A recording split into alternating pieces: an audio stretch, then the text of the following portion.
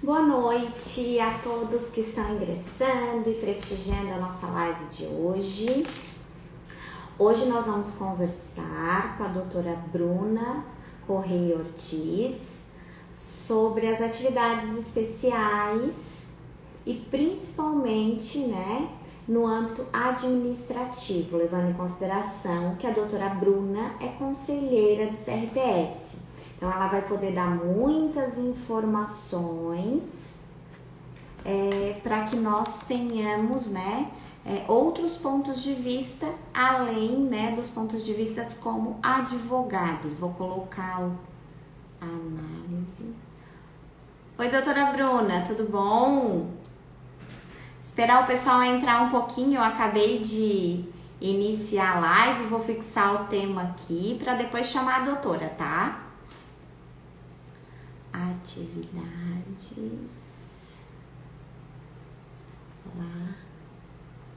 laboradas.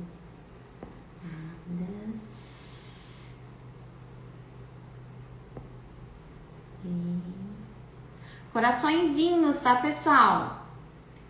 Laboradas. Tô fixando o tema, já vou daqui a pouco convidar a doutora Bruna.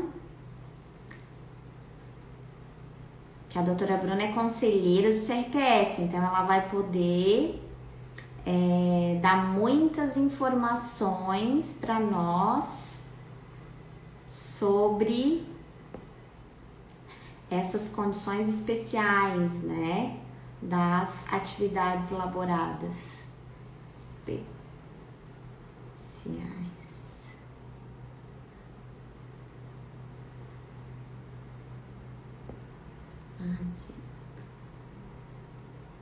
Deixa eu colocar aqui. Deixa eu fixar. Deu certo. Pessoal, quem tá ingressando, eu quero muitos corações, porque se a gente não colocar coração, os colegas não sabem que nós estamos iniciando uma live. Porque o Instagram não deixa nós sermos vistos por outras pessoas, apesar de ser um horário, que tem muitas pessoas no Instagram, mas a gente não consegue alcançá-los. Então, convidem os colegas, coloquem coraçõezinhos, porque nós conseguimos hoje tirar todas as dúvidas de vocês sobre a análise do INSS, porque a doutora Bruna é conselheira do CRPS. Então, ela vai dar dicas muito legais para nós hoje. Mas a gente precisa aumentar aqui o nosso público para ouvir as nossas informações. Então, mais corações. Regiane, Glauciane, João, Tiago, sejam todos muito bem-vindos. Regiane participando de várias lives. Tainá também acabou de entrar. Lucas. A doutora Bruna já ingressou. Na verdade, ela já estava, tá, pessoal? Desde o iniciozinho. Eu pedi para ela aguardar um pouquinho para a gente chamar mais alguns colegas. Johnny. Então, seja muito bem-vinda, doutora Bruna. Muito obrigada por ter aceito o convite tão prontamente. A doutora Bruna sempre participa de vários eventos, congressos aqui no estado de Santa Catarina. É nossa colega muito assídua também da Comissão de Direito Previdenciário do Estado, a qual eu faço parte. Sempre participa de todos os eventos também da comissão. Congresso do ano passado, que ainda foi presencial, né, doutora Bruna? Ah, é. Esse ano não foi possível, né? O nosso congresso anual é presencial, mas daqui a pouco tudo volta à normalidade, né? Eu vou pedir para que o pessoal que está ingressando, então, que coloquem coraçõezinhos, senão o Instagram não sabe que nós estamos aqui e ele não chama mais colegas para escutar as informações tão importantes que a doutora Bruna vai passar para a gente no dia de hoje. A doutora Bruna, que é conselheira do CRPS, então, pessoal, ela tem a vivência administrativa. Ela vai conseguir, então, dar uma outra visão, do que nós temos no nosso dia a dia, quem advoga, as dificuldades também, né, que eles têm em verificar as teses, em analisar, principalmente porque ela fez um artigo sobre esse tema especificamente que nós vamos conversar. Ela fez um artigo que consta no nosso livro também, da Comissão de Direito Previdenciário do Estado de Santa Catarina, por isso que eu comentei que ela é parceira assídua, né, da comissão, então fez parte também da publicação do livro. E hoje ela veio conversar, então, entendedora, né, muito sobre esse tema, e ela veio conversar um pouquinho. Então, novamente, muito obrigada, doutora Bruna, seja muito bem-vinda. Eu gostaria que a doutora se apresentasse e contasse um pouquinho da sua jornada, que é interessante, né, as pessoas conhecerem. Eu acho que a gente serve também, de certa forma, de inspiração para superação também de dificuldades, né? Né? Obrigada, doutora, pelo convite, eu agradeço imensamente, né? A doutora também, um trabalho muito legal que vem fazendo, realizando nas redes sociais, é muito importante levar informação, então parabéns pelo trabalho. Já pude acompanhar algumas lives e eu sempre gosto de assistir porque a gente sempre tem alguma coisa para aprender com um colega, sempre tem alguma coisa. E em épocas de tantas mudanças, tantas alterações legislativas, normativas, eu acho que é muito importante a gente estar bem antenado, né? Não só o ler as portarias, ler as normas, mas também ouvir a opinião do colega. Porque de repente tem uma opinião ali, uma visão que a gente não tinha parado para pensar, alguma tese nova, enfim. Eu agradeço muito, né, pelo convite. E meu nome é Bruna Corrêa Ortiz, eu sou advogada, sou conselheira do Conselho de Recursos da Previdência Social, sou uma entusiasta do processo administrativo, sou conselheira há 7 anos, né? Então, a minha vivência no processo administrativo é analisar lá desde o requerimento administrativo realizado no INSS até a fase recursal, o exaurimento da via administrativa. E eu comecei advogando na área previdenciária e eu gostava muito da área previdenciária até eu entrar no CRPS. É muito bacana você poder analisar e decidir, né, a vida de uma pessoa. Então, eu acho que é uma função social muito legal, assim, que a minha intuição era ficar 2 anos, eu já estou há 7 e não consigo me largar do CRPS. Mas quando eu advogava lá atrás, eu comecei advogando, na época também era um pouco diferente. Eu acho que o Juizado Especial Federal ele era mais sensível às demandas previdenciárias. O STF Então, era é mais a nossa sensível. situação atual, né, doutora Bruna? Não é, era mais sensível ao STF, né? E então, quando eu entrava com requerimento administrativo, a minha intenção era o indeferimento quanto mais rápido possível. Às vezes eu falava para o servidor, não, nem precisa emitir carta de exigência, já indefere que eu quero para o judiciário, porque eu sei que vocês não vão conceder. Olha só, né, o que uma advogada recém-formada fazia lá no INSS. Aí, quando eu entrei no processo administrativo, no CRPS, eu entendi a importância do processo administrativo. E eu verifiquei que já naquela época, tinham decisões do CRPS, principalmente, muito mais favoráveis às demandas previdenciárias do que o judiciário. E muitas questões que eu estava judicializando até então, se eu tivesse ingressado com recurso administrativo, eu teria obtido êxito. Uma questão, são várias questões, eu vou trazer aqui depois, mas vários assuntos assim que eu pude perceber que administrativamente é mais eficaz. Então, o que eu quero compartilhar com os colegas é justamente a gente ter a estratégia de saber qual o melhor caminho. Será que judicializar realmente é sempre a melhor opção? Será que o INSS não tem uma norma mais favorável, o próprio CRPS? O caminho de judicializar hoje, eu acho que ficou ainda mais restritivo, né? Eu vejo que os colegas têm, assim, reclamado, vou colocar assim, em relação às decisões, principalmente do GEF. E então eu vejo que o caminho é a desjudicialização, o processo administrativo como uma grande opção para a solução das demandas. Eu quero mandar um abraço aqui, que tem vários amigos. Já Primeiro, estão te elogiando um monte aqui. o querido Leandro Pereira, um super amigo lá de Curitiba, um grande abraço, excelente professor, com quem admiro muito.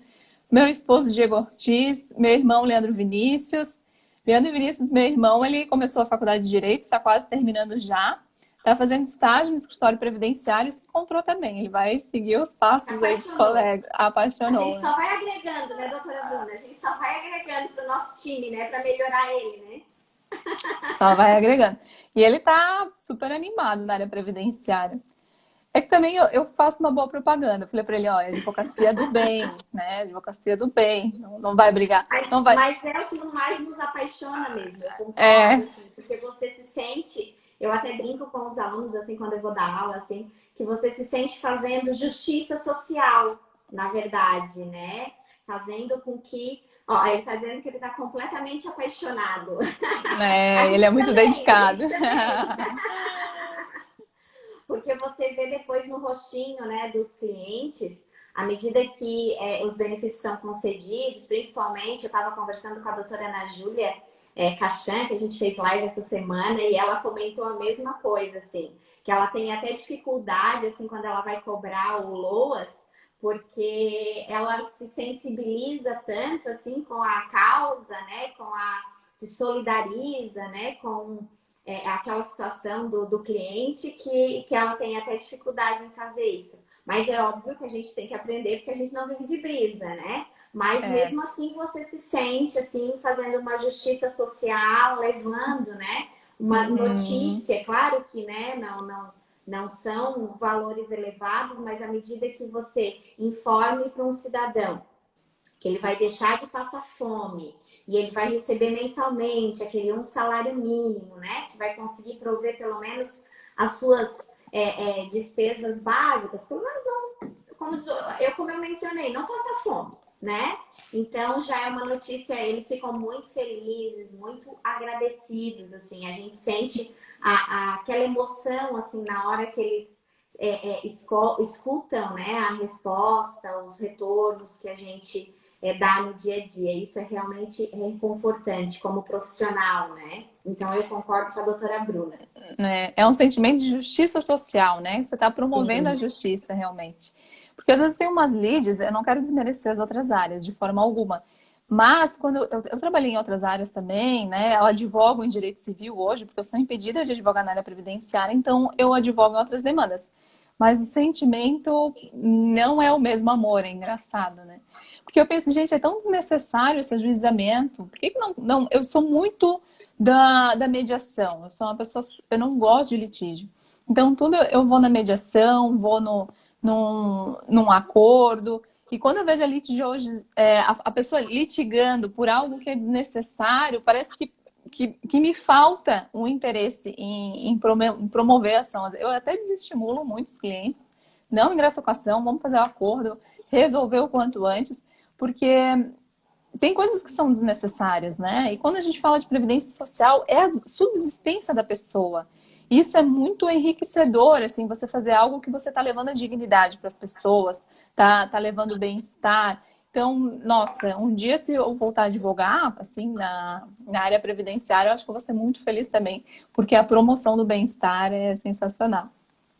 E eu concordo com o que a doutora Bruna mencionou, acerca principalmente do que nós estamos passando esse ano, né? Então, essas conversas, essas nossas socialização de informação, porque como houveram, né, várias mudanças muito significativas na esfera administrativa, nós estamos, inclusive, nas conversas entabuladas em lives, em congressos virtuais, né, que vários estão sendo realizados, nós estamos discutindo temas que acabaram de ser, né, aprovados, acabaram de ser publicados. E às vezes os próprios legisladores, né, têm a ciência de que a informação que eles acabaram passando não foi exatamente a informação que chegou, né, no profissional. Então a gente vê, inclusive, esse ano, por inúmeras vezes, na sequência logo, né, da publicação, uma nova publicação ajustando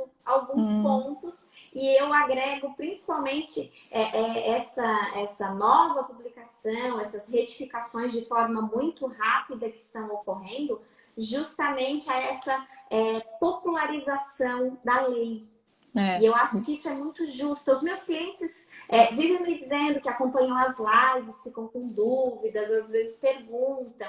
E eu acho que isso também é uma espécie de justiça social, aproximar um Claro. pouquinho mais o conhecimento da população. Porque nós sabemos que como estudiosos da área previdenciária, nós sabemos que não é uma área muito fácil de ser estudada, de ser entendida, né? Você pega uma legislação para ver, ela é toda truncada, até para gente que já tem algum tempo, né, de caminhada. Imagina para pessoas leigas, né? Então, eu acho que isso também é de fundamental importância. E já meio que ingressando aqui no nosso tema, mas dando continuidade à fala também da doutora Bruna, a gente hoje se depara com um cenário muito diferenciado, apesar de que nós já utilizávamos a esfera administrativa, mas nós estamos sendo cada vez mais incentivados em utilizar a esfera administrativa. Porque como a doutora Bruna bem frisou, vários entendimentos, principalmente nessa aposentadoria, né, que nós vamos conversar um pouquinho mais, né, atividades especiais, principalmente no que tange a entendimentos tanto no juizado quanto na justiça comum. Então, nós temos entendimentos que são até, que se confrontam entre si até, né? Que um decide de uma determinada forma, o outro decide de outra determinada forma. Então, é bem isso, a gente tem que começar a fazer estratégia de processo. E a esfera administrativa está nos fornecendo, então, esse olhar de estratégia.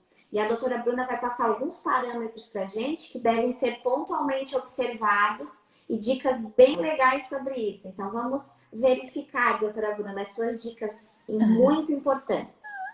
Então, assim, a aposentadoria especial, com certeza, é um benefício de maior complexidade. E eu gosto muito de falar desse assunto, justamente porque é o assunto que mais provoca dúvidas e que é o assunto que o advogado tem mais dificuldade, além de produzir prova, porque ele depende totalmente da empresa, mas ele tem dificuldade de analisar as provas também. Eu vejo que há uma instrução probatória na aposentadoria especial, às vezes muito enxuta. Os médicos peritos federais, né, a perícia médica federal, até 2015, eles não enquadravam os períodos em relação ao EPI, né? A justificativa era o EPI eficaz. Aí veio o memorando circular número 2 do INSS, lá o DIRBEM, DIRAT e INSS de 2015, e disse que não, o EPI não é mais para ser considerado, então, independente da informação de EPI eficaz ou não, os períodos devem ser enquadrados. O que a Perícia Médica Federal fez? A Perícia Médica Federal começou a estudar muito. Eles fizeram vários cursos em relação à análise, depois disso, da análise de especialidade. E eu vejo, assim, pareceres técnicos muito bem fundamentados pela Perícia Médica Federal, assim, extremamente técnicos. É lógico, eles têm uma análise extremamente restritiva, se a gente for verificar. Raramente os períodos são enquadrados pela Perícia Médica Federal. Eles sempre têm, né, alguma coisa, alguma justificativa de que não se enquadraria. Mas a gente tem que entender o que a Perícia Médica Federal está dizendo para a gente poder contra-argumentar, para poder entender e, quem sabe, até solicitar para as empresas a retificação das informações que estão no PPP. Porque cabe ao segurado solicitar informações para serem adicionadas no PPP, retificação de PPP, solicitar um laudo técnico que embasou aquele formulário técnico. Mas antes disso, você tem que ver o PPP e identificar o que está faltando ali de informação. Até 28/4/95 são enquadrados por categoria profissional, né? A gente sabe que não precisa de PPP, mas o INSS exige por conta da Instrução Normativa 77 de 2015. O INSS vai exigir o PPP independente para qualquer período. Mas o CRPS, se você interpor um recurso administrativo no tocante ao enquadramento por categoria profissional, tem enunciado o número 14 do Conselho Pleno, que ele diz que ele é dispensável o PPP até 28/4/95, então por qualquer meio de prova. Sendo a CTPS um meio probatório eficaz, sendo a ficha de registro de empregado um meio probatório eficaz. Então, a gente já sabe que categoria profissional o INSS não vai enquadrar por falta de PPP, né? Ou aquele formulário de IRBEM 8030, DSS 8030, enfim. Aqueles formulários antigos emitidos até 31 de dezembro de 2003. Pois bem, em relação à categoria profissional, a gente também tem enunciado ainda o 14 do CRPS, que ele vai dizer que se a pessoa trabalhou numa atividade que ela é considerada enquadrável por categoria profissional, lá nos anexos dos decretos 5383164, 8380 de 79, o período ele deve ser enquadrado, ainda que divergente do registro em CTPS. Por exemplo, a atividade dela está descrita como atendente. E veio uma ficha de registro de empregados, né? Ou um PPP dizendo que ela atendia telefone. Ou seja, telefonista. Então, ainda que haja essa divergência, em fase recursal é enquadrado. O INSS não enquadra, porque ele vai dizer que há divergência. Ele não vai enquadrar o servidor administrativo. Então, por categoria profissional, o recurso administrativo é muito bom, é excelente, os enunciados são muito bons. Os anexos dos decretos 5383164, 8380 de 79, o INSS considera o rol exaustivo, o CRPS não considera que é exaustivo. Se a categoria for equivalente, né, uma atividade desempenhada, vai ser enquadrado administrativamente em fase recursal também. Então, o INSS, o servidor que tem essa competência, ele tem uma análise bem restritiva. Depois, né, de 28/4/95, vai ser exposição por agentes nocivos, né? Até 97 é considerada periculosidade, depois de 97 foi suprimido, e aí tem que comprovar a exposição a agentes químicos, físicos ou biológicos. Aí a gente já vai para a análise da perícia médica federal, que também é extremamente restritiva. Mas como eu falei, a gente tem que entender o que a perícia médica está falando. Por quê? Porque no judiciário eu já vi várias sentenças de juízes extremamente técnicos que deixam de enquadrar por alguma informalidade do PPP. A gente tem enunciados também do Conselho de Recursos que são muito bons em relação ao enquadramento por exposição a agente nocivo, que vai dizer da técnica de medição. Deixa eu até ver o enunciado aqui, eu acho que é enunciado 14. Não, é enunciado 12. Vai dizer que a técnica de medição pode ser ou conforme a NR15 ou conforme a NHO01 da Fundacentro. Pode ser por dosimetria. O INSS também não vai enquadrar perícia médica federal. A partir de 2004, a perícia médica federal solicita que o enquadramento seja de acordo com a norma de higiene ocupacional 01 da Fundacentro. A gente sabe que a NR15 ela é mais gravosa, ela é pior. Por exemplo, se deu 86 decibéis conforme a NHO01 da Fundacentro, na NR15 possivelmente vai dar abaixo de 85, vai dar 84. Por quê? Porque a NHO01 ela acaba elevando o nível de ruído. Então, tem enunciado do CRPS que, independente da norma, se for NHO01 ou NR15, vai enquadrar. Então, é um assunto que também não precisa judicializar, que na via administrativa você consegue resolver de forma bem simples e tranquila do enunciado do CRPS. Uma questão muito... Gente, podem ir perguntando, tá, Michele? Senão começa a falar aqui. Não... A dona Alzira perguntou aqui, a doutora Alzira, eu acho... E ela até não disse se era no primeiro momento, no caso, ou no recurso. Até é interessante se mencionar isso, Alzira. Alzira Moraes. O INSS sempre nega, né? Tive um indeferimento técnico de laboratório de análises clínicas de atividade. Até não sei se a doutora Bruna teve conhecimento de algum caso, assim, um pouco mais específico, como ela está mencionando. E menciona se foi no primeiro momento ou foi no Conselho de Recurso, Alzira? Então assim, que nem a Alzira está falando, lá no INSS vai passar na perícia médica federal. Mas no CRPS, a gente só vai encaminhar para a perícia médica federal se a gente tiver dúvida fundada. Porque as nossas decisões não são vinculadas com a análise da perícia médica federal. Então, fase recursal, muitas vezes, a maioria das vezes, os processos não são submetidos à análise da perícia médica federal. Normalmente é só no INSS. E a gente afasta muito, porque como a doutora Alzira falou, o INSS é difícil de enquadrar, viu? É raro, eu digo que é raro o INSS enquadrar períodos sob condições especiais. Ali técnico de laboratório deve ser por exposição a agentes biológicos, né, a Alzinira. A exposição a agentes biológicos, ela é uma exposição que não precisa ser permanente. E o INSS exige a habitualidade e permanência para os riscos biológicos. A permanência, ela é necessária para o ruído. Por quê? Porque é o ruído contínuo que vai gerar a incapacidade ao trabalhador. A exposição a agentes biológicos, o risco é o contato em qualquer período, né? O simples contato a risco biológico já caracteriza a insalubridade e o período já deve ser enquadrado. Mas a Perícia Médica Federal, ela não vai enquadrar, eu acho muito provavelmente, dizendo que não houve habitualidade e permanência na exposição se for posterior a 95, porque se for anterior, aí é o servidor que analisa, não é nem a Perícia Médica Federal, né? A Mônica está comentando aqui que os recursos, né, são um pouco demorados para serem julgados. Daí depois, eu não sei se já quer fazer alguma consideração com relação, daí a gente vai indo uma por uma, que é mais fácil, né, doutora Bruna? Já. Doutora Mônica, você tem razão, os recursos eles estão demorados mesmo. Eu acho que agora é a principal reclamação em relação aos recursos administrativos é o tempo de julgamento.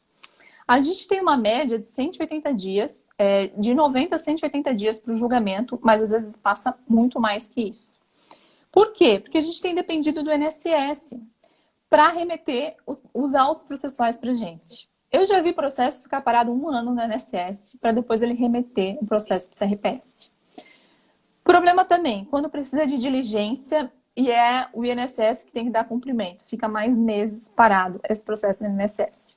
Outro problema, tem uma decisão final e o INSS tem que dar cumprimento a essa decisão final, fica mais um tempo. O que aconteceu? Diante disso, foi criado o Gabinete de Crise de Diligências, né? O CRPS criou com o intuito de dar celeridade a esses processos administrativos e retirar do INSS essa gestão dos processos em relação principalmente às diligências, para a gente já resolver em fase recursal, sem precisar baixar em diligência e demorar ainda mais. Então, hoje, com o Gabinete de Crise de Diligência, eu vejo que está funcionando muito bem, os processos eles têm acelerado o trâmite, mas nós estamos com mais de 1 milhão de processos, porque houve uma represa muito grande pelo INSS de processos que foram remetidos para a gente todos sem instrução, a maioria deles. A gente tem processos que a gente está recebendo só com a capa, só o endereço, só com o endereço de segurado.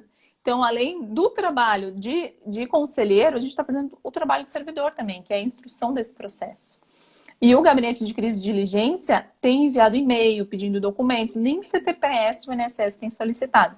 Eu acho que vocês que trabalham na área administrativa, né, fazem um requerimento no INSS, têm observado que o INSS não tem emitido carta de exigência, não tem solicitado documento, e quando chega para a gente fazer recursal, é um processo pelado, que a gente diz, né? E esse processo não está apto ao julgamento. Porque no CRPS, toda decisão ela é colegiada por integrantes representantes da sociedade. Eu sou representante das empresas, mas tem colegas que são representantes dos trabalhadores. E a intenção é reconhecer ao direito quem tem direito. Então, a gente dificilmente julga o processo no estado que ele se encontra se não houver subsídios para o julgamento e para ir em busca da verdade real, realmente, para ver se tem ou não tem direito. Então, aí fica uma análise trabalhosa e realmente tem demorado. Mas o nosso presidente, o Dr. Marcelo Borso, ele tem trabalhado incansavelmente em relação a isso. E a perspectiva é que acelere. Então, a gente está com essa perspectiva de que realmente caminhe mais rápido. A doutora Regiane Coutinho colocou assim, ó. Em relação ao laudo extemporâneo, tive indeferimentos com base nisso. Como proceder? Tem um enunciado maravilhoso do CRPS. Toda vez que eu falo em enunciado, gente, eu estou dizendo que ele vincula todos os conselheiros à análise de direito. Ou seja, todos os conselheiros devem dar aplicabilidade ao que diz os enunciados do Conselho Pleno. Onde estão os enunciados do Conselho Pleno? Lá no sítio eletrônico do Ministério da Economia. Tem todos os enunciados. Então, leiam os enunciados, são 16, não são muitos. Tem os incisos por matéria, separadinho por matéria. Mas se vocês lerem, vocês vão conseguir identificar se é um bom assunto para entrar com recurso administrativo. Vou pedir licença para a doutora Bruna. Boa noite, doutor Hélio. Tudo bom? Figura ilustre aqui na nossa live. Doutor Hélio Gustavo Alves nos cumprimentando. Seja muito bem-vindo. Um grande abraço, doutor. Tem a pós lá do Dr. Hélio, hein? Vai É, ficar agora em fevereiro, hein? Dá uma olhadinha lá. eu vou dizer que eu aprendi direito previdenciário com o doutor Hélio Gustavo Alves. Eu comecei advogando no escritório dele lá em Blumenau. Que legal!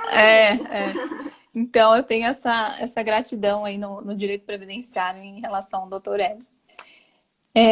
Então, voltando aqui ao assunto, o laudo técnico extemporâneo tem o enunciado número 11 do Conselho Pleno, que ele vai dizer realmente em relação quando ele for impresso de forma que não corresponda ao período trabalhado, né? O laudo técnico, quando ele é extemporâneo, o enunciado vai dizer que, ainda se houver alteração de layout e houver informação que o laudo técnico é extemporâneo, o período deve ser enquadrado se a empresa informar que manteve-se aquela exposição.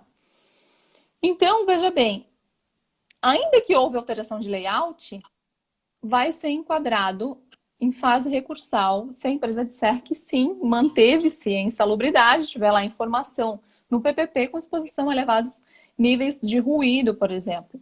Então, é um assunto bem tranquilo, né, em decorrência do enunciado, que vale a pena recorrer administrativamente também.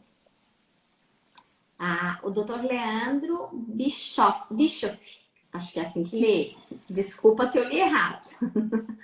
Doutora, existem muitas divergências no caso de frentista.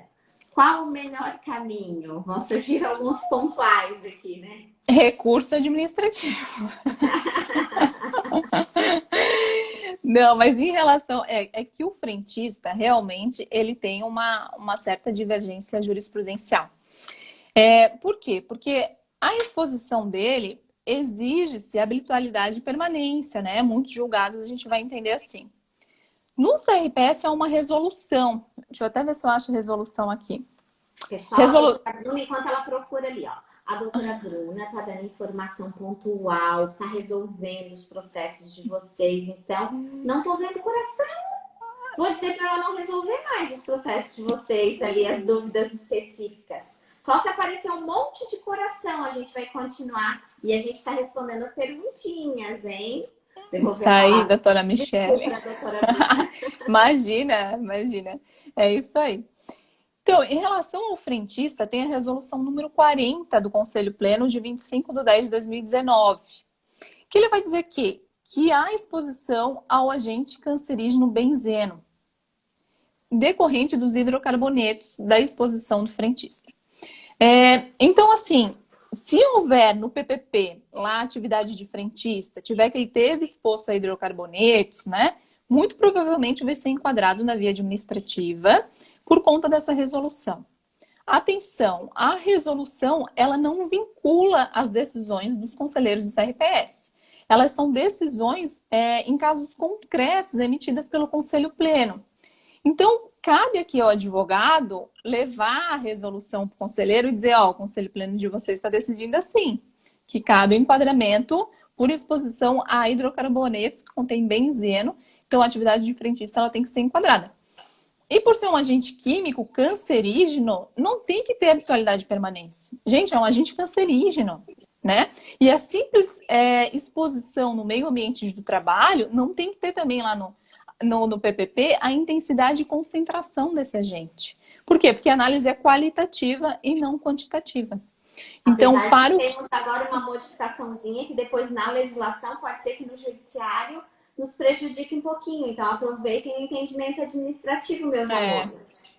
Aproveita o entendimento administrativo, porque a questão do agente cancerígeno que veio justamente ali com o decreto 10.410 de 2020 também em relação ao EPI, extremamente restritivo. Extremamente. Isso é contrário ao próprio memorando. Mas a gente, como a gente não tem certeza de como vai ser julgado, o interessante ainda é o que a doutora Bruna está mencionando. Utilizem, né, esse entendimento administrativo que até então eu acredito que seja pacífico ainda, né? Então não adianta sair provocando o judiciário numa legislação que não foi muito legal. Então aproveitem que vocês vão ter a perspectiva, pelo menos, de terem decisões muito mais favoráveis na esfera administrativa. Então, estratégia de processo, é o que a gente está mencionando desde o início, né? Parabéns, é isso mesmo, doutora. E assim, ó, no administrativo, vocês vão perceber que as decisões elas não oscilam muito. Nós somos vinculados à legislação, à lei, decreto, enunciados, portarias interministeriais. Aí vocês vão dizer, mas é ruim, né? Porque é vinculado à lei, é vinculado a decreto. Eu vou dizer, nem tanto, porque tem a segurança jurídica. No judiciário, a gente não sabe o que vai vir, entendeu? No administrativo, essas decisões, elas se mantêm por muito tempo, por muitos e muitos anos, gente. Por exemplo, em relação à EPI, o antigo enunciado número 21 do CRPS é de 1999. Desde 99, ficou garantido na via administrativa que o EPI não elide a especialidade. Nisso, no judiciário, os processos ficaram sobrestados, ficou discutindo ou não a eficácia do EPI, enquanto administrativamente, em fase recursal, nós víamos enquadrando e concedendo esses benefícios tranquilamente. E desde 1999 não mudou o nosso entendimento em relação ao EPI. Hoje é o enunciado número 12, que ele transcreve mais ou menos a mesma coisa que está no antigo enunciado 21, e o entendimento ele vai se mantendo. Né? Nada contra o judiciário, imagina, eu acho que é necessário, né? E ele resolve questões que administrativamente vocês não conseguiriam resolver, que são teses judiciais, né? Que são contrários à norma, ou que não tem previsão legal. Aí realmente o judiciário é o melhor caminho. Mas às vezes o judiciário é um pouco esquizofrênico. Um dia tem uma decisão, outro dia volta atrás, outro dia volta outro. E a insegurança jurídica, eu acho que para o segurado é complicado, até para o advogado, né? Como é que ele vai justificar para o cliente dele que um colega de trabalho conseguiu e ele que trabalhou a vida inteira do lado do colega de trabalho, agora 3 anos depois não vai conseguir. É complicado. Que foi também a situação agora da utilização ou não da arma de fogo, que saiu agora, né, o entendimento favorável, mas nós tínhamos então já o entendimento favorável na esfera administrativa, o juizado não tinha o entendimento favorável, a justiça comum, né, às vezes tinha, às vezes não tinha, então agora se pacificou, mas olha o tempo, né, que o lapso temporal, que os processos acabaram ficando sobrestratos para discutir, então, toda essa situação. Então, nós temos que aproveitar esse entendimento favorável com relação a outros também temas que estão, né, caminhando e talvez, né, no judicial não sejam, então, são também o resultado, né, que você vai ter para o seu cliente não vai ser tão favorável quanto, né? Acho que é bem interessante realmente. Acho que até Pode ficar bom. A doutora Kelly, eu acho que perguntou justamente isso. Se a decisão de vigilante do STJ, o tema 1031, né, vai afetar, vai vincular ou não o CRPS. Doutora Kelly, então, no recurso administrativo, nós somos vinculados à lei, decreto, portaria interministerial.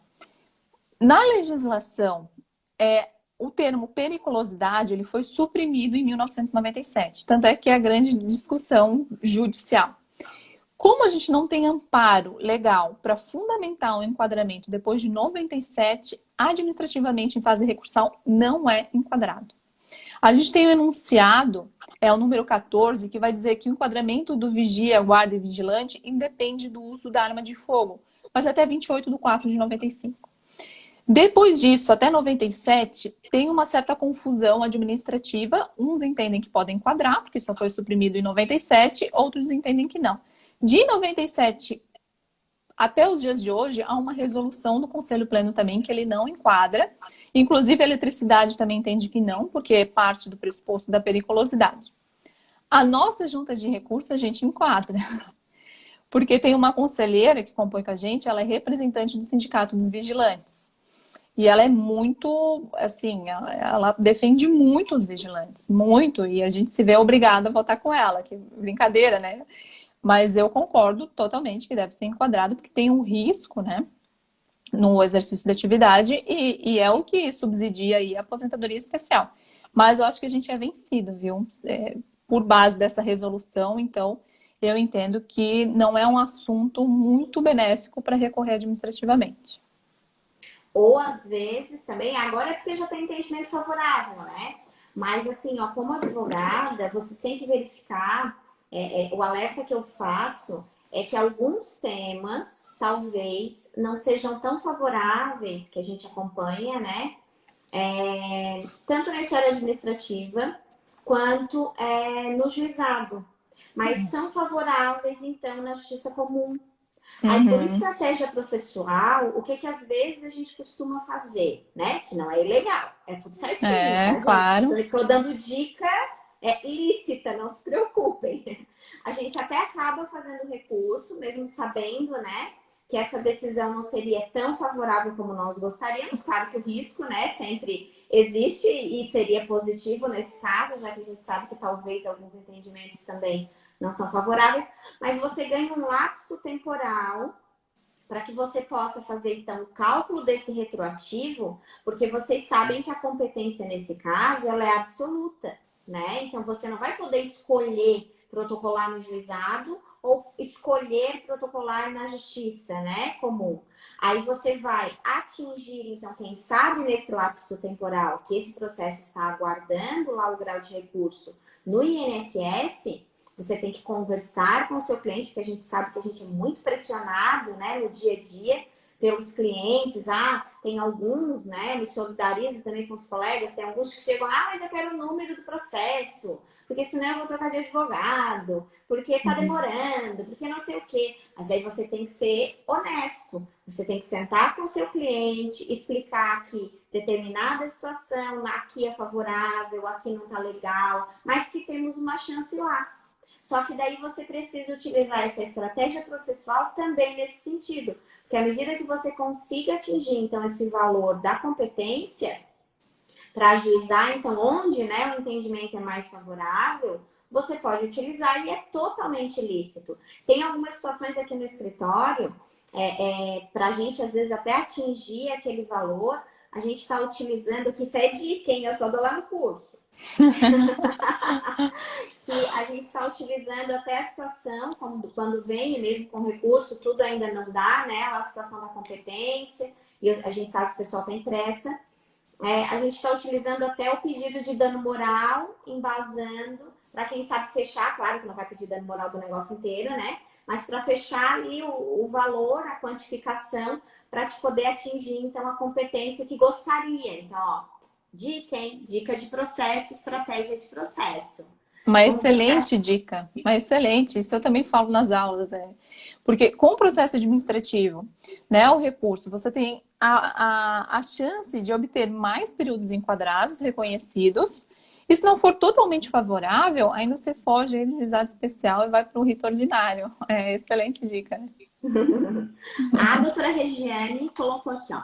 Eu tenho processo há 1 ano em recurso administrativo de aposentadoria especial, que também entra no assunto que a gente verificou. A doutora Alzimira está demorando tudo, diz ela. Tem uma análise de INSS há 11 meses. Então, foi o que a doutora Bruna acabou de mencionar, né? Que realmente isso está acontecendo pela grande quantidade de demanda, né? Que está surgindo, né, doutora Bruna? A É. doutora Kelly que mencionou, então, o do vigilante, que a doutora Bruna já mencionou. Leandro está dizendo que está tudo ótimo. Ai, meu irmão não Imagino que as falha. informações, né? O doutor Hélio aqui diz que a Bruna foi excelente aluna, ó, teimosa, mas era boa, É, filho. teimosa. Sou mesmo, é.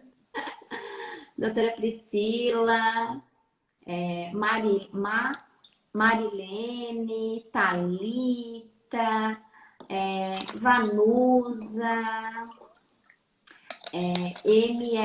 MLFCA. O povo gosta de usar as abreviações, eu não consigo ler os nomes. Consultoria Previdenciária, Riskson, J. Alves, Clayton, Gabriela. Como diz a doutora Eleusa, vamos fazer o show da Xuxa. Leila, Julie, Gabriela, Anderson, Leila, Tainá, Celina, Luciana. Então, quero muitos coraçõezinhos aqui. Se tiverem dúvida, podem ir colocando. Na caixinha eu vi que não tem nada. Ó, estão me agradecendo já pelos questionamentos que a doutora respondeu. O doutor Hélio Gustavo colocou a JRPS está deferindo, deve ser, né? Tutela antecipada no processo administrativo? Então, Deferindo. as juntas de recursos, a 17ª, aqui a de Santa Catarina, era percussora nisso. Eles deferiam bastante tutela antecipada. Mas a gente tem visto que não tem surtido efeito os julgamentos com tutela antecipada, porque o INSS também não tem dado cumprimento às decisões do CRPS. E como não tem amparo regimental, a gente não tem amparo regimental para deferir a tutela antecipada. Quando acontece, quando a gente vê realmente casos extremos, isolados, eu já deferi, com base no CPC, que é de aplicação subsidiária. Mas, assim, regra geral, então, não é deferido por falta de amparo regimental. E quando às vezes tem esse empecilho para o INSS dar a aplicabilidade, né? Estão vendo que eu sou super sincera, né? Eu já falo. Mas é a realidade. É a realidade. Tem que saber que é muito difícil conseguir na via administrativa. Doutor Leandro, excelente aula, tá elogiando. O advogado deve estar atento aos caminhos a serem seguidos por questão de estratégia. Na academia se fala muito em segurança jurídica, todavia na prática é bem complicado. Concordo, doutor Leandro, concordo, porque na verdade, o que eu vejo, assim, o que eu acabei acompanhando, até com outros colegas de outros estados, inclusive eu estava falando com a doutora Zanusa também outro dia, e nós temos, a gente fez inauguração aqui da revitalização aqui da nossa sede, aqui da comarca, e a doutora Clarissa e o doutor Rafael Horn estiveram aqui, e até a gente entrou na discussão, conversamos um pouquinho sobre essa situação em particular. E eles também comentaram que, por exemplo, na graduação, pelo fato de em algumas faculdades, essa disciplina, né, a disciplina do direito previdenciário, ser uma disciplina optativa, às vezes, então, o jurista não sai tão bem preparado, né, para verificar essas demandas, saber por onde começar, como começar. Então, eu acho que isso realmente, essas dicas do dia a dia, de como atuar, de como verificar essas estratégias de processo, ou você opta, então, como a doutora Bruna está mencionando, né? Que foi o caso, é irmão, né, doutora Bruna? Que iniciou, né? Inicia no escritório previdenciário para já ver se toma gosto pela coisa, conhecer as estratégias. Ou mesmo, né, você vai ter que estudar bastante e ir atrás de cursos, de realmente, assim, sozinho é muito complicado, doutor. Eu concordo, assim, é bem... ou se não, no erro e no acerto, mas o problema é que daí a gente erra bastante, né? Então, não dá para arriscar. Dicas, assim, é bom pegar umas dicas. Não, e tudo que está relacionado a direito social, eu acho que muda muito rápido, né? Se a gente for ver lá, direito de família, direito trabalhista, também são áreas bem dinâmicas no direito. E assim como o previdenciário também, porque vai mudando, né? Vão mudando os conceitos, vai mudando o entendimento, a realidade social vai mudando e a legislação tem que acompanhar. É difícil a gente acompanhar. Inteira, né, doutora Bruna, Nossa. que a gente tem que estudar, né? Agora eu conversei com, na semana passada, com também o conselheiro do CRPS, e ele mencionou que a IN vai, agora no apagar das luzes de 2020, a IN vai ser alterada e muitas alterações, vai ser quase refeita. Então a gente vai ganhar.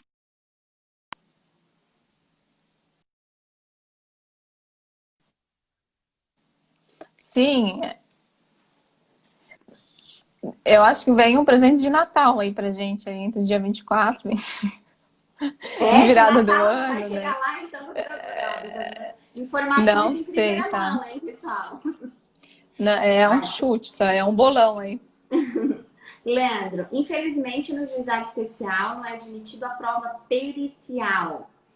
Na verdade, a prova pericial, ela até é admitida, só porque daí eles verificam, não é todo tipo de prova que é admitida, mas aqui, pelo menos em Santa Catarina, a prova pericial ela é realizada, querido. Eu não sei em cada região, assim, como é que estão se comportando, né?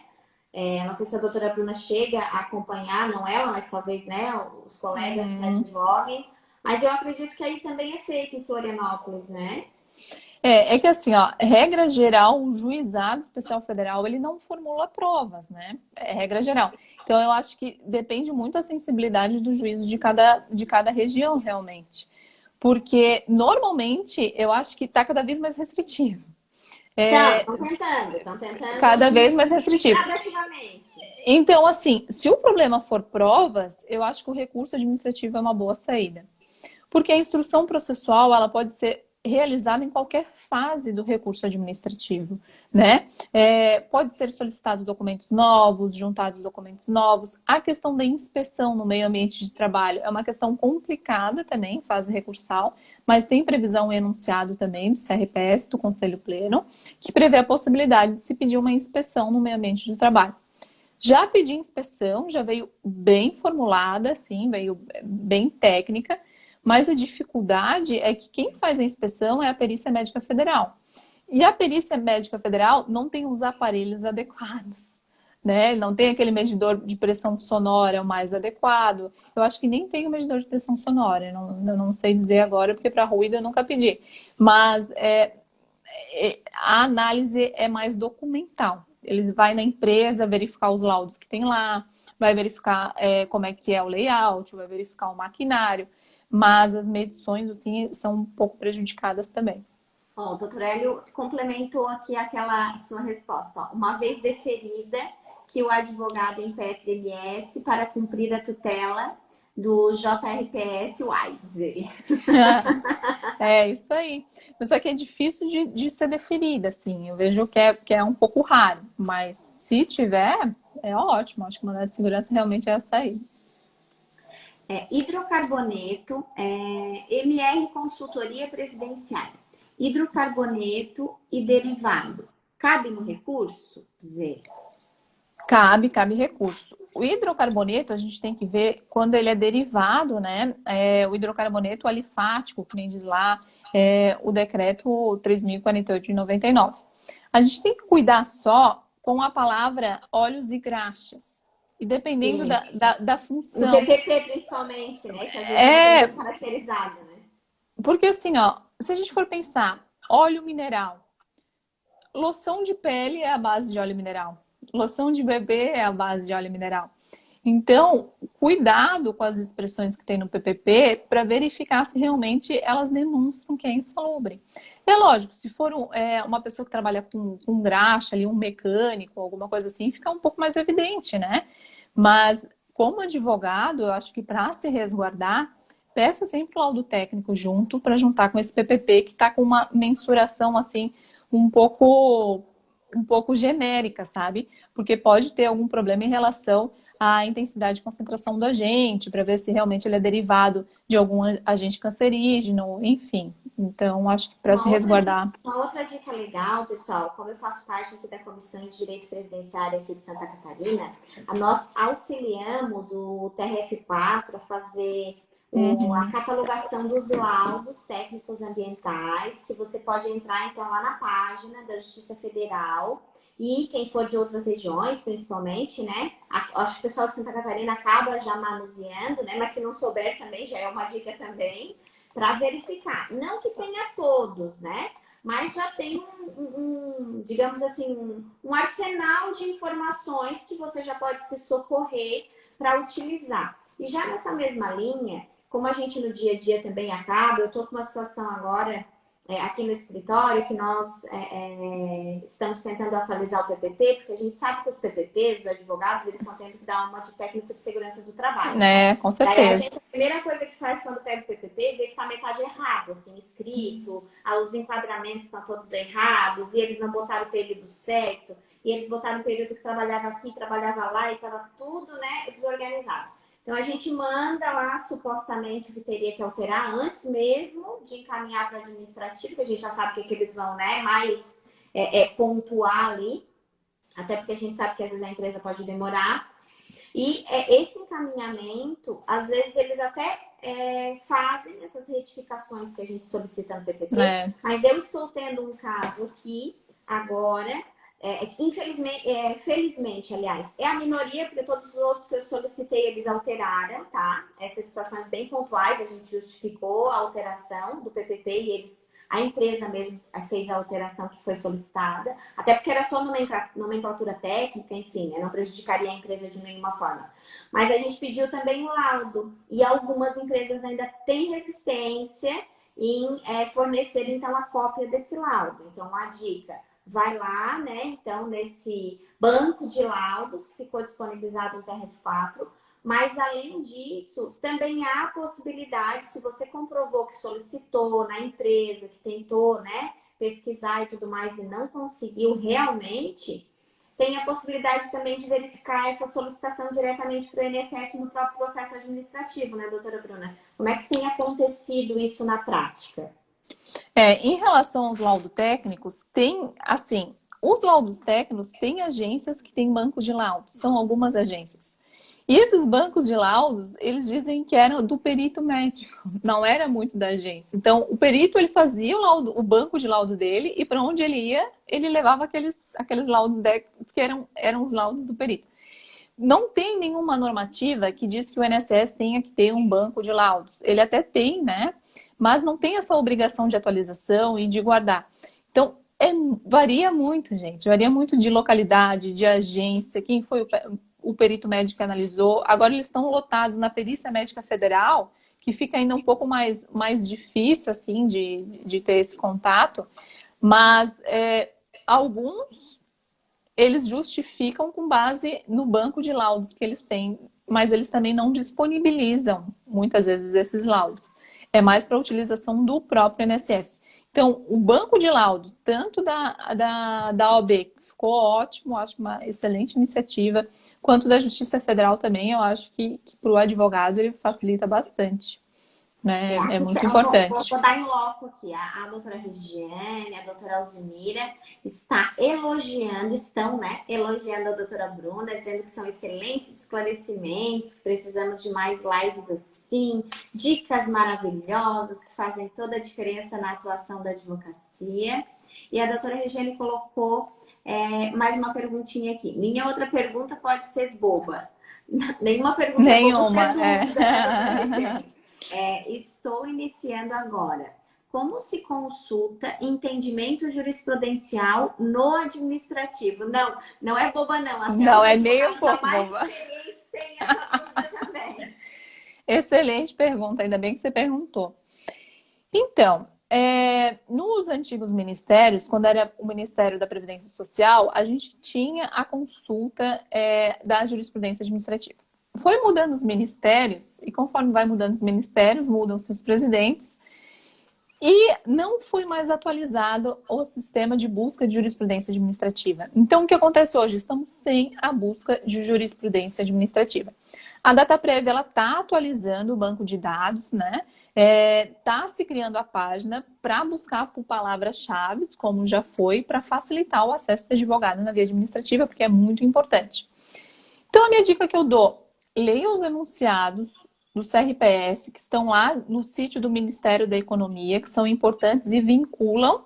E também tem o ementário de resoluções do Conselho Pleno, que são decididos em caso concreto, eles não vinculam parâmetro para análise da jurisprudência. Então, esses ementários de resoluções, eles têm sobre vários assuntos, também é interessante para pesquisar. Eu coloquei esses ementários, a jurisprudência não, mas os linkzinhos desses ementários e principalmente das súmulas ali que a doutora Bruna está mencionando, eu coloquei lá no Telegram, mas eu posso repostar para vocês, ótimo. Tá, bonitos? Excelente, doutora. Né, para quem não tem tanto traquejo lá da busca, aí vocês clicam lá no link, vocês já aprendem onde é que tem que procurar. Outra questão, abrindo um parênteses, eu estou fazendo uma série de posts agora no meu Instagram sobre a instrução normativa quando ela é mais favorável para o segurado. Eu vejo que o advogado não lê a IN 77 de 2015. Né? Tem dispositivos lá que são excelentes e que se aplicam muito bem ao caso concreto e que o advogado deixa passar despercebido.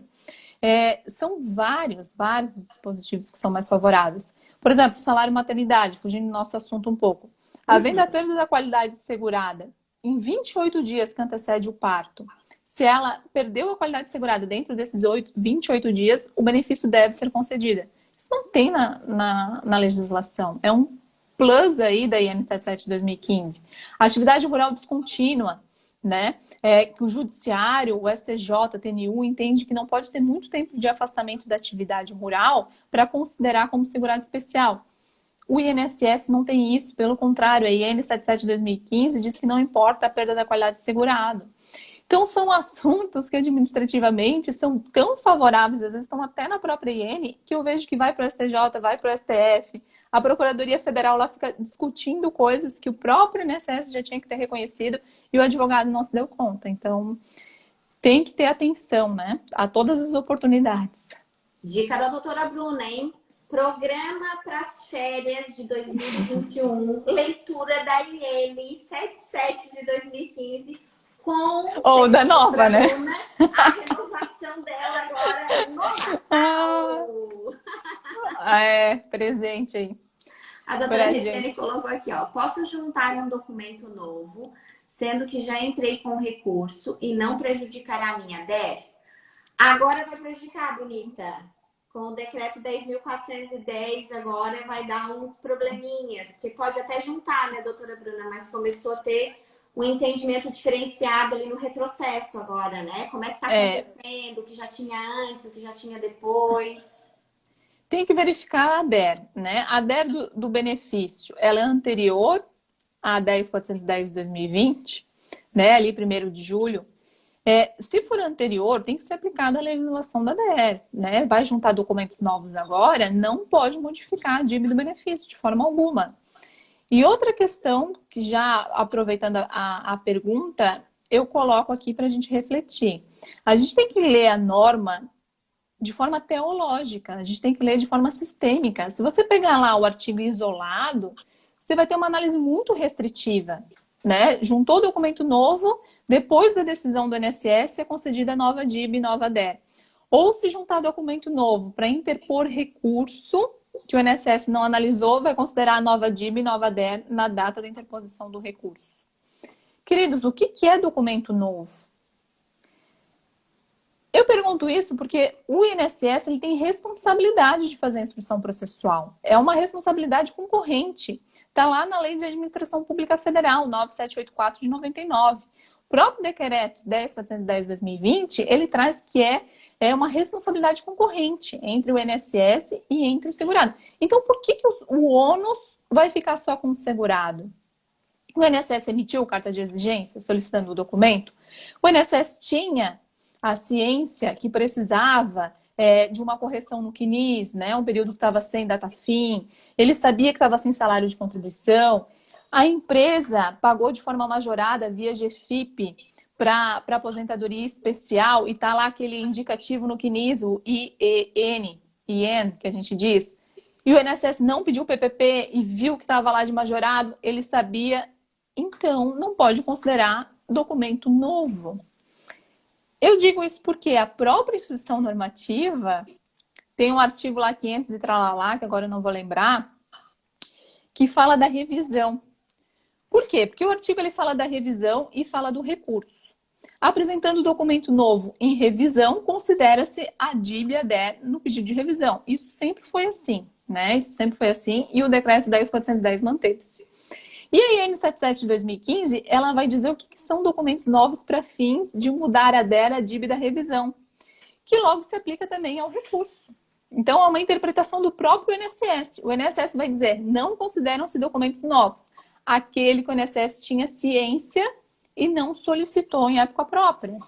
Mas também é interessante, né, doutora Bruna? Por isso até que eu mencionei ali, quando a gente falou da aposentadoria especial, de mandar os e-mails para a empresa, solicitando exatamente o que você precisa, solicitando as alterações no PPP, antes mesmo de ingressar com o processo. Porque daí você solicita as alterações devidas, você solicita o laudo, você solicita tudo que você considerar necessário para o processo.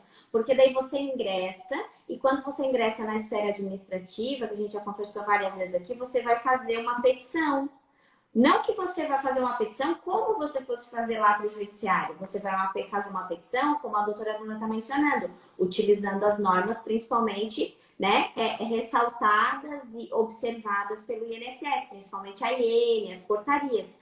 só que você já se garante, já se acerca, na minha opinião, de que você fez tudo o que você podia para conseguir aquela documentação. Aí você faz o pedido para o INSS, então, complementar, por exemplo, do laudo, que você conseguiu naquele momento. E se você passou toda uma instrução, e mesmo que chegue na esfera do recurso, e mesmo assim, o seu pedido for indeferido, em virtude, né, porque entendimento pode haver vários, né, em cada necessariamente conselho pode ter o seu entendimento nos vários locais do país, né?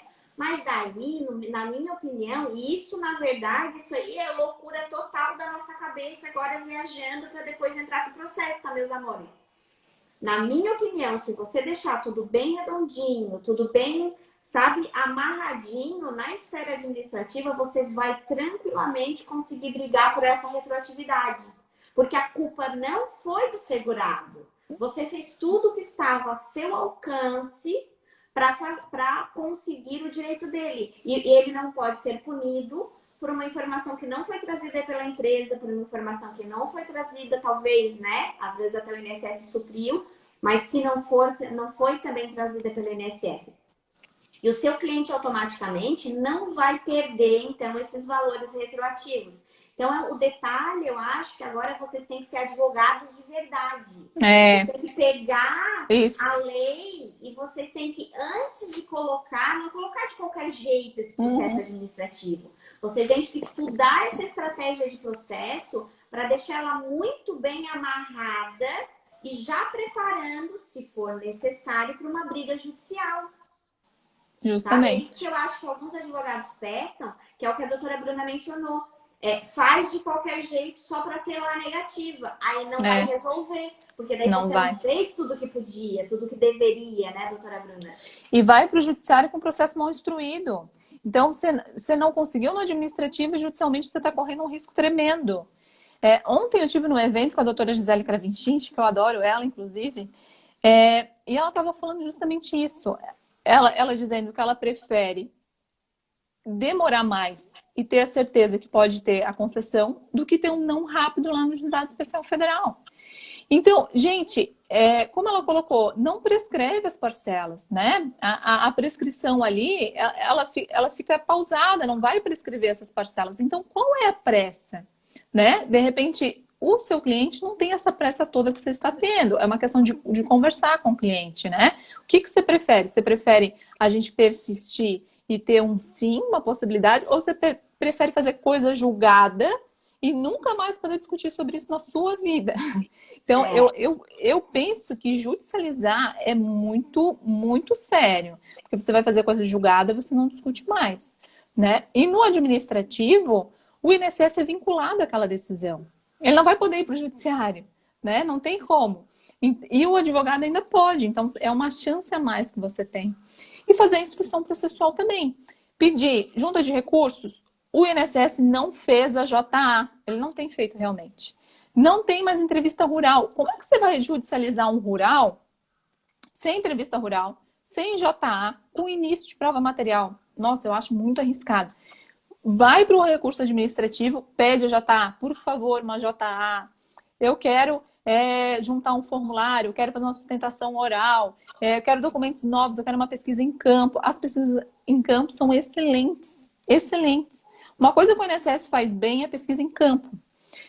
Vem formulários assim super respondidos, assim, super completos. Eu gosto muito. Principalmente união estável, né? Porque união estável é aquela união contínua, pública, duradoura, com o intuito de formar família.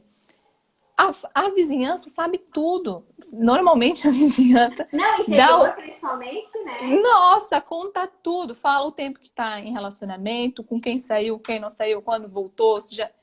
Então vem relatórios assim bem completos. Eu acho muito bacana. Oi, doutora Eleusa. Nós já estamos explorando aqui a doutora Bruna, já passou o tempo, mas vou contemplar aqui a Regiane, que ela fez um último comentário, vamos ver aqui. Esse documento novo que mencionei seria a declaração de empresa que não houve alteração de layout. Também é uma situação bem comum, né, que acontece da empresa para um laudo extemporâneo. Eu entendo que não é documento novo. né? Eu entendo que não é documento novo, porque o INSS viu que era extemporâneo, não solicitou. A própria IN 77 de 2015, lá na Perícia Médica Federal, né, diz que o perito médico, ele deve emitir carta de exigência se ele tiver dúvida. Então, não poderia nem ser deferido de plano por causa do laudo técnico extemporâneo. Porque o próprio INSS, ele reconhece o laudo técnico extemporâneo quando há a declaração de que houve a manutenção do layout. Então, eu acho super tranquilo essa declaração, porque não é nenhum fato novo, né? Eu tô achando a nossa live aqui maravilhosa. Fiz o show da Xuxa, doutora Eleusa, dei o nome de todo mundo. Uma festa.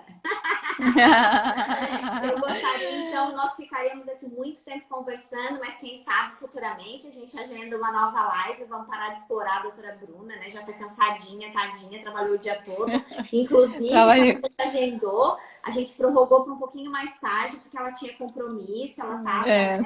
Estava em sessão hoje o dia inteiro, né? Trabalhando o dia todo. Vamos deixar ela descansar um pouquinho. Mas assim, ó, meu sincero agradecimento. Eu tenho certeza que todos que participaram da live acharam ela maravilhosa, porque foi o que eu achei. Eu acho que são dúvidas do dia a dia, são dúvidas que a gente precisa conversar, precisa bater lá, né? Para ver quais vão ser os entendimentos de agora para frente, porque é muita legislação, né, atualizada, muita novidade. Então, gostaria de passar a palavra, então, para a doutora Bruna. Meu sincero, emocionado, obrigada, porque eu fiquei muito lisonjeada e feliz pela doutora Bruna ter aceito meu convite. Acho ela muito simpática, querida, uma pessoa de um conhecimento ímpar e muito humilde. Então, os meus cumprimentos. Então, fora que é linda, já vamos na nossa live, né? Imagina. Gentileza sua, doutora, obrigada. Eu fiquei muito honrada pelo convite, eu gosto muito, eu assisto muitas lives, eu sou... toda live eu tô participando, porque eu acho que realmente, como eu falei, a gente sempre tem que aprender com o colega, né? Cada um tem uma experiência diferente, cada um tem uma vivência diferente, a gente sempre tem que aprender. E o direito previdenciário é um constante aprendizado, gente. Quanto mais a gente... Também tem curso, hein? Ó, a doutora Alzenira está dizendo que hoje mesmo ela já assistiu a doutora Bruna lá no IEPREV. Conta lá dos seus cursos, doutora Bruna. O IEPREV eu acho que é a pós-graduação, né? No cursos eu tenho lá no Notório Saber. É www.notoriosaber.com.br. Tem do processo administrativo previdenciário e recurso administrativo ponto a ponto. Então, são 2 cursos separados. Um é mais geral, do INSS até o final, e outro é só sobre recursos. É interessante. Então, aproveitem lá o curso da doutora Bruna, bem específico. Vocês sabem, ó, ela é ninja, hein? Aproveitem, ó. A doutora Bruna também está elogiando. Tudo verdade, ó. Nós estamos falando, eles estão dizendo. É excelente. Ai, queridos, obrigada. A doutora Bruna é ótima. Muitas florzinhas, coraçãozinhos. Então, boa noite a todos. Muito obrigada por quem esteve presente aqui conosco na nossa live. Tenho certeza que contribuímos bastante aí para a nossa vida prática previdenciária. Um beijo no coração de vocês, da doutora Bruna. Novamente, muita gratidão, doutora Bruna.